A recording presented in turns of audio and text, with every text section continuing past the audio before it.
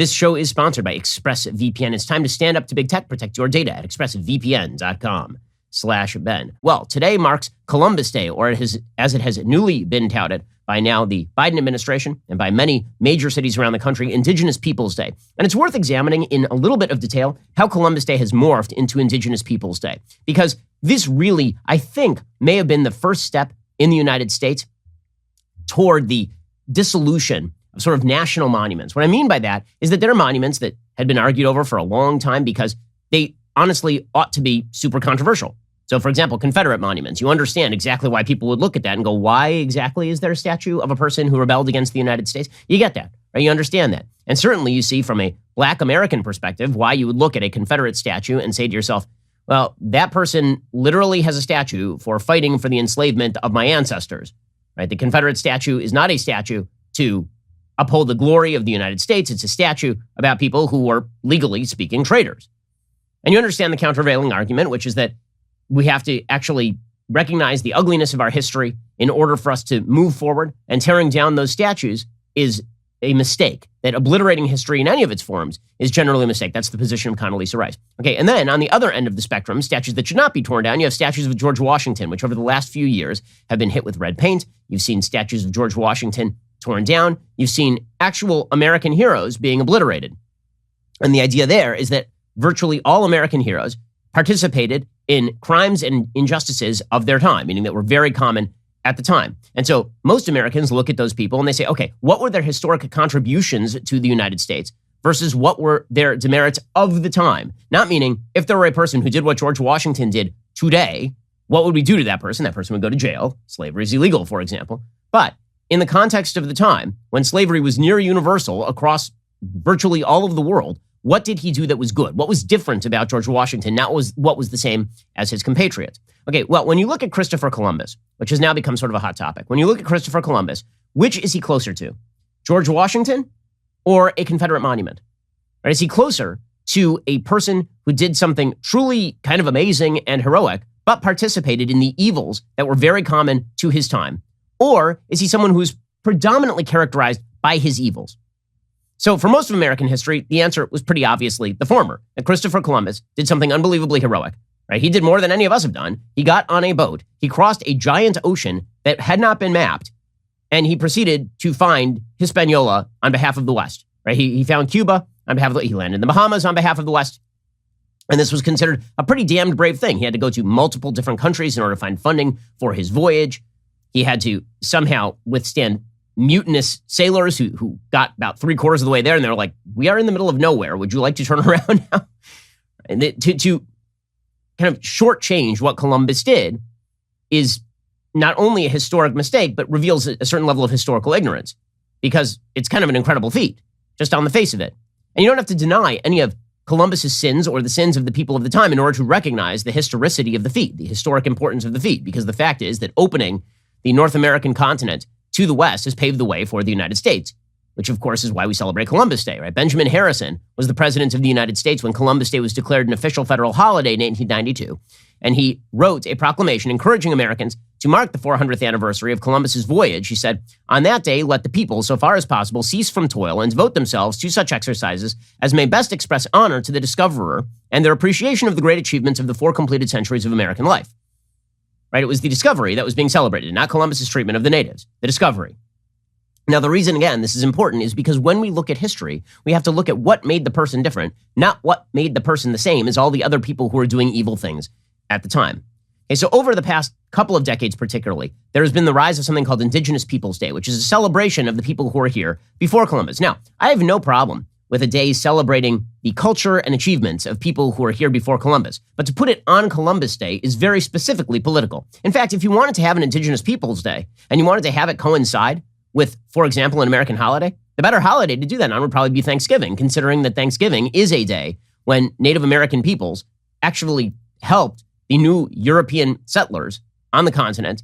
I mean, this is why when you were growing up, the way that this was celebrated, Thanksgiving in school, is some of the kids would dress up as Squanto and some of the kids would dress up as pilgrims, and they'd all have lunch together. And if you want to celebrate the contributions of indigenous peoples, typically you don't do that on the day that is dedicated to the discovery of the Americas by the West. right? If you want to have an Indigenous people, the only reason to have Indigenous Peoples Day on Columbus Day is to specifically hone in on the supposedly unique evils of Christopher Columbus or of the West discovering the Americas. In sort of the same way that you will see the Arab population in Israel commemorate quote unquote Nakba Day on the foundation of the state of Israel, right? The idea being that the state of Israel was the destruction, right? The state of Israel is the bad thing. It's a disaster, right? This is what Indigenous people, it's a zero-sum game when you decide to place Indigenous Peoples Day on the same day as Columbus Day. It doesn't have to be a zero-sum game. You could have Columbus Day celebrating Columbus, and then you could have Indigenous Peoples Day celebrating Indigenous peoples. They don't have to occupy the same day, but there is a reason they occupy the same day. And the reason they occupy the same day is because of an attempt to twist American history into a long procession of abuses and evils, unending even until today. The case for Indigenous Peoples Day on the same day as Columbus Day is basically the 1619 Project. You're just calling it the 1492 Project. The idea being that American history is just a long train of abuses. It began in 1492, and it has not ended today. I would say a lot of the roots of Indigenous Peoples Day lie in the historian Howard Zinn. For those of us who are following the debate over critical race theory and the teaching of history in the schools, the truth is that critical race theory being taught in the schools is sort of the second wave of radicalism being taught in the schools. The sort of Howard Zinn version of American history, where America is indubitably bad, top to bottom. Howard Zinn was pushing that back in the 1970s and on. And that's had a pretty marked impact, right? Because now Indigenous Peoples Day is being celebrated from the White House. To pretend that there is no ideology attached to this is to ignore the actual history of Indigenous Peoples Day. If you look at history.com, for example, they talk about the fact that the original controversy over Columbus Day was actually nativist. Okay, because there were a lot of people in the United States who didn't like Catholics, and they thought that honoring Columbus was honoring Catholics. Okay, but, says History.com, in recent decades, Native Americans and other groups have protested the celebration of an event that resulted in the colonization of the Americas, the beginnings of the transatlantic slave trade, and the deaths of millions from murder and disease. Okay, so, number one, to pretend that colonization between tribes didn't exist before the West got here, or that the slave trade didn't exist before the West got here. And there wasn't an official transatlantic slave trade, obviously, but there was certainly a ringing and robust trade of slaves, or at least slavery happening, enslavement of captives happening routinely across the Americas before the West ever got here. The deaths of millions from murder and disease, right, is what they say. Millions of people died from murder and disease in the Americas long before Christopher Columbus ever set foot on Hispaniola. Right? It's being treated as a zero-sum game. So, for the White House to sort of embrace the zero-sum game is indicative of just how deeply rooted this ideology is. And I want to get deeper into what the ideology means in a second. Here's Jen Psaki saying that it's very important to this White House to commemorate Indigenous Peoples Day, not as sort of a generalized thank you to Native Americans for their contributions to the United States and also for their contributions to world history, but instead to do it directly on Columbus Day. Well, today is both Columbus Day, as of now, and this is why you're asking the question, as well as Indigenous Peoples Day. I'm not aware of any discussion of ending that, either of ending the prior federal holiday at this point. But I know that recognizing today as Indigenous Peoples Day is something that the president felt strongly about personally. He's happy to be the first president to celebrate and to make it the history moving forward. Okay, so why exactly are we tying these two things together? Okay, the answer obviously is that the upside for the West is the downside for everybody else. And this is the general Howard Zinn take on American history. So Howard Zinn was a professor at Boston University. He wrote a very bad book called The People's History of the United States. It is cribbed from a bunch of other sources, frankly, and it's filled with a lot of pseudo-history. Zinn was a communist, and so a lot of his, or at least a communist fellow traveler, and so much of his writing is rooted in an almost Soviet view of American history as just completely evil top to bottom, dominated by capitalist rapaciousness. In this view, I mean, Howard Zinn talks openly about this. The idea was that European dispossession of Native Americans is the root of property rights, right? That property rights are bad. That was the problem. That underlying the evils perpetuated by Columbus against Native Americans were property rights. And property rights are inherently bad because, again, Howard Zinn was a communist fellow traveler. So Howard Zinn, I mean, I write about this in my, not the latest book, but the one right before it, How to Destroy America in 3 Easy Steps. I write about this. I say Howard Zinn opens his masterwork by contrasting the Arawaks of the Bahamas Islands, who he says were, quote, very much like Indians on the mainland, who were remarkable, European observers were to say again and again, for their hospitality, their belief in sharing with the evil Europeans, who were, quote, dominated as it was by the religion of popes, the government of kings, the frenzy for money that marked Western civilization, and its first messenger to the Americas, Christopher Columbus.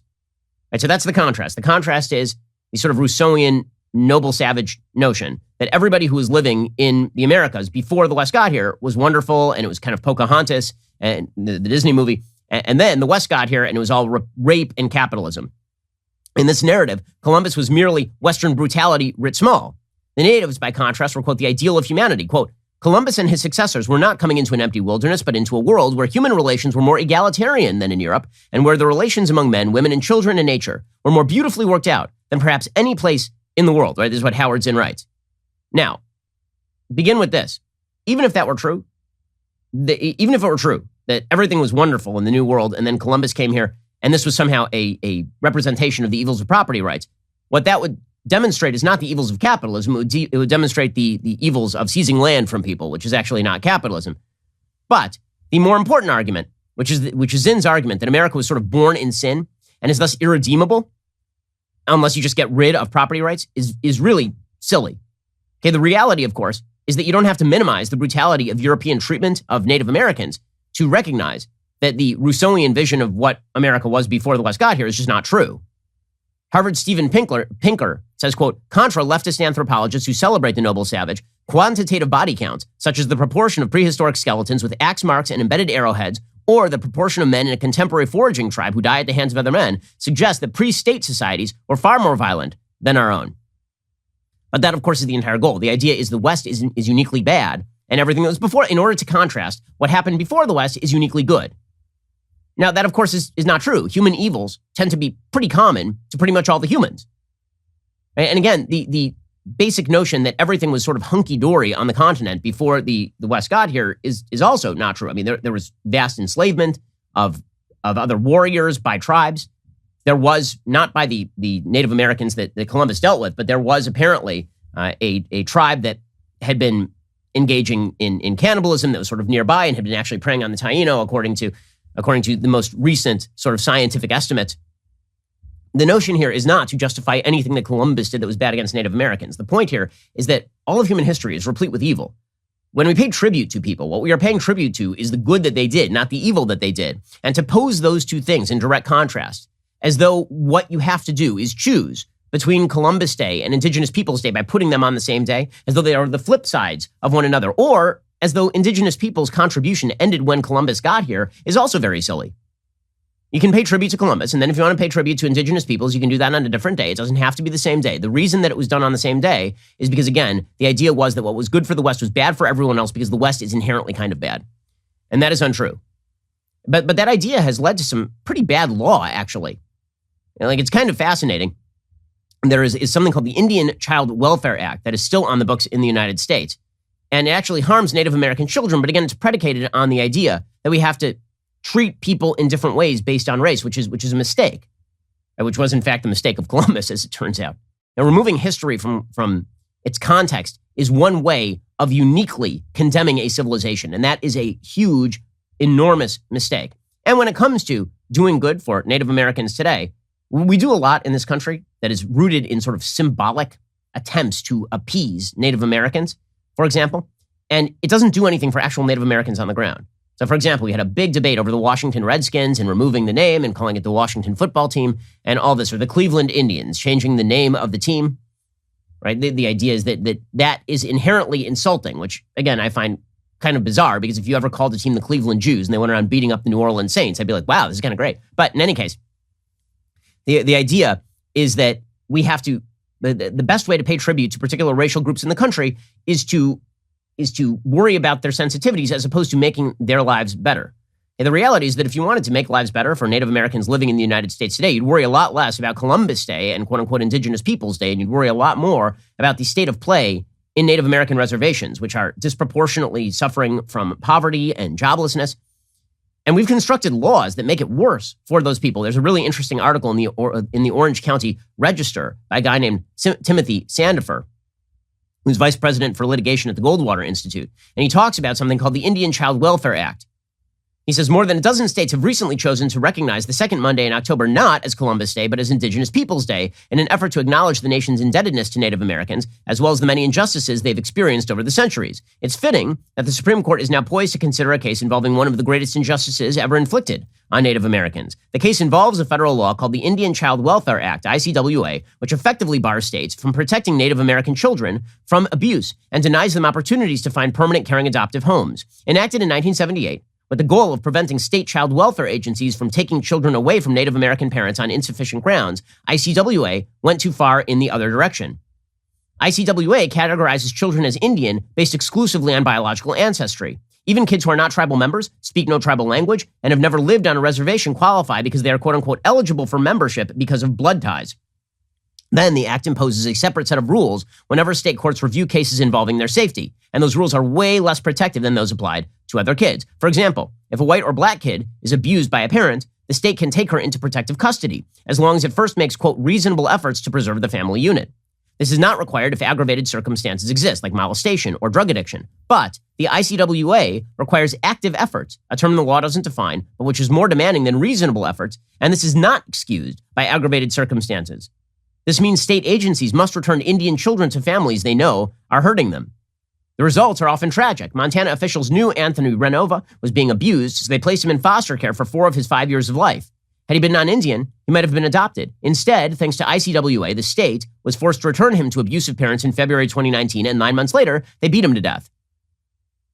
The ICWA requires that Indian children be adopted by Indian families instead of families of other races. Because there are not a lot of Indian families looking to adopt, Native kids in need are often bounced from foster home to foster home, never finding a permanent home. You remember that there was a pretty famous case recently in which there was a foster home where the foster parents wanted to adopt a Native American kid. The Native American kid had never met his Native American relatives. The courts refused to allow the foster parents who had known the kid for years to adopt the kid because of the ICWA. In other words, very often the policies that people on the left think are going to help Native Americans very often actually hurt Native Americans. But the goal is symbolic here. I understand that the reason that we've transferred over from Columbus Day to Indigenous Peoples Day is not really about helping Native Americans. It's about the symbolic notion that the West is inherently bad and that the sins that the West participated in, which were participated in by virtually all civilizations of the time, including civilizations that were present on the North American continent when Columbus got here. The idea is that Columbus's mere arrival was the worst of all the things, right? That he had somehow changed the nature of the game in terms of disease or murderousness or all of the rest. This is why you get all the claims that are made in schools now, colleges, that Christopher Columbus perpetuated a genocide. That is not true. Okay, disease kills lots of people. The germ theory of disease was certainly not in knowledge in 1492. And as it turns out, there was disease that had been killing Native Americans a lot longer than that because disease is a universal to the human experience.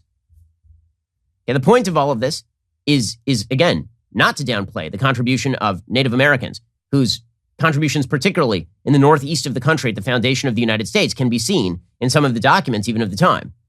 Nor is this to downplay Native American culture. It's to point out that when you treat history as a zero-sum game, what you end up doing is placing modern people who live today in direct opposition to one another.